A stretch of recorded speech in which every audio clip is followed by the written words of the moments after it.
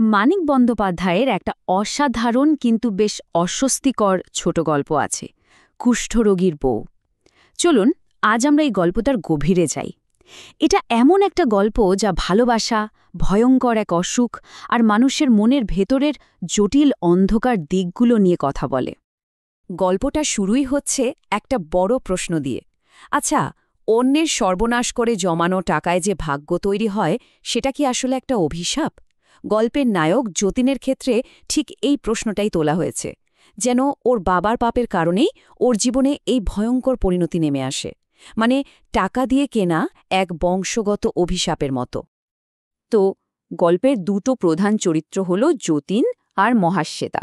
আর গল্পের শুরুতে যদি তাদের সম্পর্কটা দেখেন, দেখবেন কি গভীর ভালোবাসা, এতটাই গভীর যে তাকে প্রায় পূজার মতো মনে হয়। মহাশ্বেতার ভালোবাসাটা ছিল দেখার মতো। ধরুন, যতীনের আঙুলে একটা ছোট্ট ফোসকা হয়েছে, ও সেটাকে সারানোর জন্য চুমু খাচ্ছে। কিংবা ধরুন, যতীনের ওই সুন্দর লালচে আঙুলগুলোর দিকে মুগ্ধ হয়ে তাকিয়ে থাকছে। এমনকি সে যতীনের হাতটা নিজের গলায় জড়িয়ে রাখত, তার ছোঁয়াটা উপভোগ করত।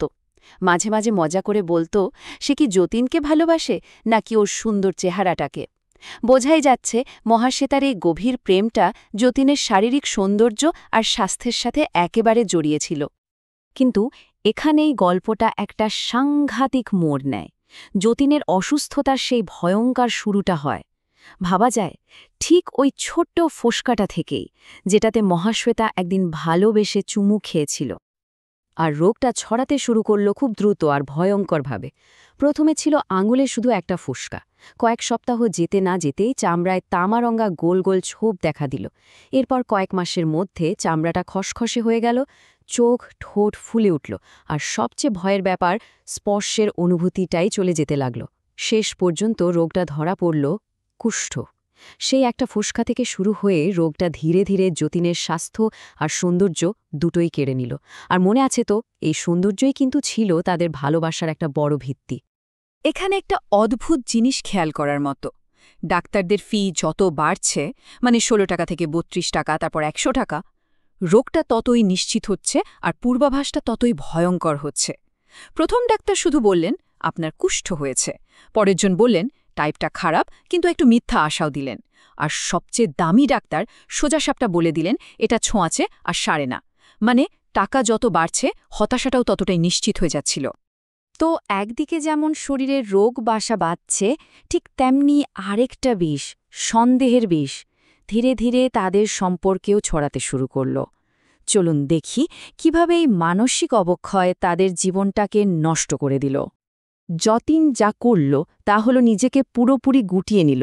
বাড়ির একটা নির্দিষ্ট অংশে নিজেকে একদম বন্ধ করে ফেলল। বন্ধু বান্ধব, আত্মীয় স্বজন কারো সাথে আর দেখা করে না। তার সঙ্গী হল শুধু একটা রেডিও, একটা ফোন আর একগাদা বই। কিন্তু অদ্ভুত ব্যাপার হল, পৃথিবী থেকে নিজেকে গুটিয়ে নিলেও সে শুধুমাত্র মহাশ্বেতার ওপর পুরোপুরি নির্ভরশীল হয়ে পড়ল। তার সবসময় সঙ্গ চাই, মনোযোগ চাই। সম্পর্কটা একটা দমবন্ধকর জায়গায় পৌঁছে গেল। একটু ভাবুন তো, তাদের অতীত আর বর্তমানের এই পার্থক্যটা। কোথায় একসময় তারা এক বিছানায় ঘুমাত, আর এখন তারা আলাদা আলাদা ঘরে থাকে। কোথায় ছিল ভালোবাসার কথা, আর এখন শুধু তিক্ত অভিযোগ। শারীরিক স্নেহ ভালোবাসা তো দূরের কথা, এখন আছে শুধু সংক্রমণের ভয়। আর সেই কোমল চাহনি, সেটার জায়গা নিয়েছে কষ্ট আর অবিশ্বাসের দৃষ্টি। যে ঘনিষ্ঠতাটা ছিল তাদের সম্পর্কের মূল শক্তি, সেইটাই এখন হয়ে দাঁড়িয়েছে সবচেয়ে বড় ভয়ের কারণ। আর যতীনের মনের ভেতরটা একদম ভেঙে পড়তে শুরু করে। সে এক ভয়ঙ্কর সন্দেহের মধ্যে ডুবে যেতে থাকে। তার মাথায় একটাই চিন্তা ঘুরপাক খায়, মহাশ্বেতা তাকে ঘৃণা করে। সে অনবরত মহাশ্বেতাকে এই নিয়ে অভিযোগ করতে থাকে, তুমি আমাকে ঘৃণা করছো, তাই না?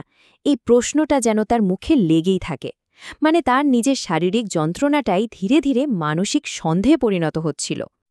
আসলে অসুখটা শুধু যতীনের শরীরকেই কুড়ে কুড়ে খাচ্ছিল না, তার ভেতরকার মানুষটাকেও বদলে দিচ্ছিল। তার শরীরটা যেমন কদর্য হয়ে উঠছিল, তার মনটাও ঠিক ততটাই নিষ্ঠুর হয়ে উঠছিল। সে হয়ে উঠল চূড়ান্ত স্বার্থপর, আর তার সব দাবি দাওয়া শুধু মহাশ্বেতাকে ঘিরেই। যে মানুষটা তার পাশে শেষ পর্যন্ত ছিল, তার ওপরেই সে হয়ে উঠল নির্মম, নিষ্ঠুর। এরপর গল্পটা এমন এক জায়গায় পৌঁছায় যেখান থেকে আর ফেরার কোনো পথ থাকে না।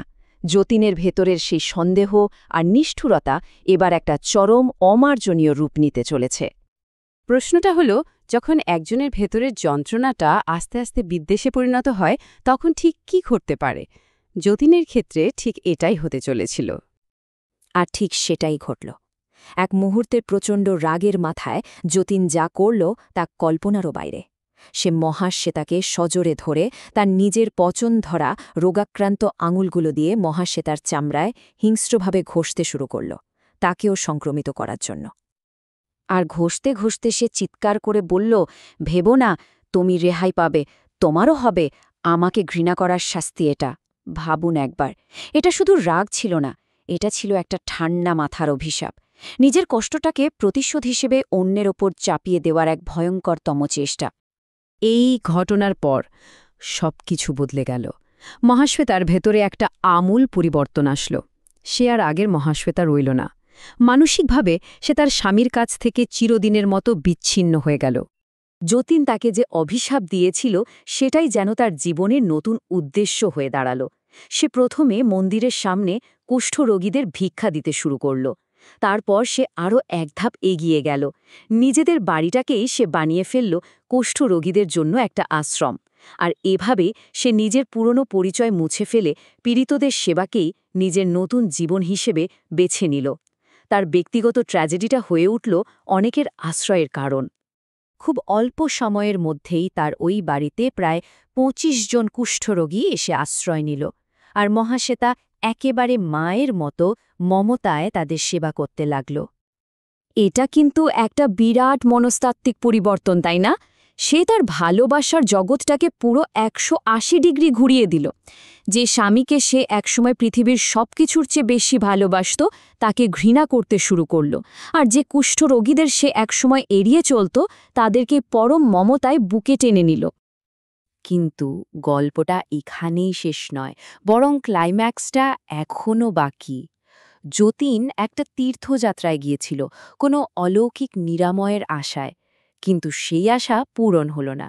ব্যর্থ হয়ে যখন সে বাড়ি ফিরল তখন সে এমন এক বাস্তবতার মুখোমুখি হল যা সে স্বপ্নেও কল্পনা করেনি। ফিরে এসে যতীন দেখল তার চেনা বাড়িটা আর আগের মতো নেই। যেখানে ছিল তাদের ব্যক্তিগত সংসার, সেটা এখন কুষ্ঠরোগীদের জন্য একটা পাবলিক আশ্রম। তার নিজের আশ্রয়স্থলটা হয়ে গেছে মহাশ্বেতার নতুন জগৎ। আর সবচেয়ে বড় পরিহাস হল, সে নিজেও এখন ওই আশ্রমের আর ৫টা রোগীর মতোই একজন, নিজের স্ত্রীর আশ্রয়ে থাকা একজন সাধারণ রোগী। গল্পের একটা লাইনে এই পুরো বদলটা খুব সুন্দরভাবে বলা আছে। একদা সে তার সুস্থ স্বামীকে ভালোবাসত এবং রাস্তার কুষ্ঠরোগীদের ঘৃণা করত। আজ সে তার স্বামীকে ঘৃণা করে এবং রাস্তার কুষ্ঠরোগীদের ভালোবাসে। এর চেয়ে পরিষ্কারভাবে হয়তো এই পরিবর্তনটা আর বোঝানো সম্ভব না। আর গল্পের একদম শেষ লাইনটা, সে শুধু একজন কুষ্ঠরোগীর বউ। এই একটা লাইন যেন মহাশ্বেতার পুরো পরিচয়টাকে নতুন করে দিল। সে আর যতীনের ভালোবাসা বা ঘৃণার পাত্রে নয়, সে এখন একটা বৃহত্তর পরিচয়ে পরিচিত। তার পরিচয় এখন এই রোগটার সাথেই বাঁধা। তো এই আলোচনাটা শেষ করা যাক একটা প্রশ্ন দিয়ে। মহাশ্বেতার এই যে রূপান্তর, এটা আসলে কি?